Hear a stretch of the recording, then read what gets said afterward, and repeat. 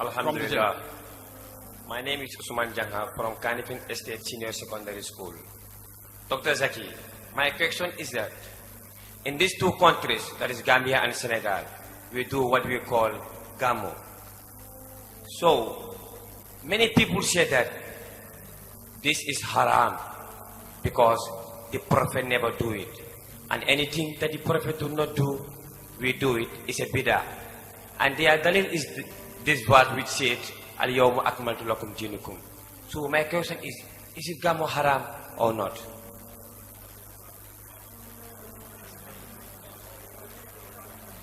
If I heard your question correctly, you say many people gamble.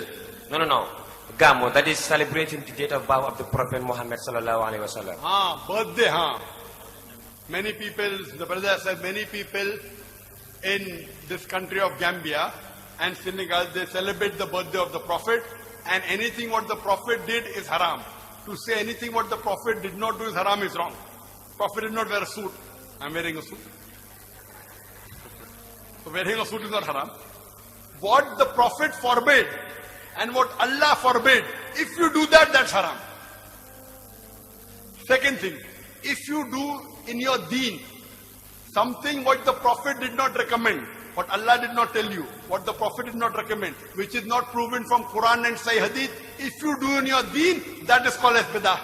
Bidah means innovation. Like the example I gave earlier. That someone wants to add sallallahu alaihi wasallam in the aqama or in the azan. The Prophet didn't do it. So in the ibadah, if you add something in the religion of Islam, what is not proven from Quran and Sahih Hadith, it is bidah. As far as Islam is concerned, you have to look at the Quran and the authentic Hadith, the sayings of the last and final Messenger Muhammad sallallahu alaihi wasallam. And Muhammad sallallahu alaihi wasallam said that in your deen, you look in the Quran. If you don't find the Quran, look in my example. If you don't find in my example, look in this generation, that's the Sahabas. Then the next generation, that's the Tabain. Then the next generation, Tabi Tabain. So these three generations are known as Salaf Salihin. For understanding Islam, you have to have proof from the Quran and Sahih Hadith. And to understand the Quran and Sahih Hadith, the best person who understood the Quran is the Prophet. After the Prophet, it is the Sahabas. The Sahabas never added Sallallahu Alaihi Wasallam after the Adhan.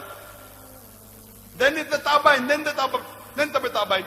So if the Quran is the highest, number two comes the call, the commandment of the Prophet, then comes the action of the Prophet, then comes the saying and the actions of the Sahabas. Then the Tabain, then the Tabi Tabain. Now regarding celebrating the birthday of the Prophet,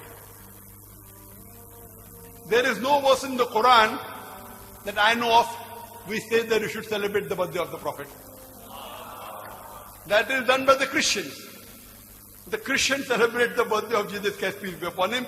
It is not even proven from the Bible that Jesus Christ, peace be upon him, was born on the 25th of December. It is the birthday of the Sun God. That's another answer. There is no hadith in which the Prophet said, you should celebrate my birthday. None of the Sahaba celebrated the birthday.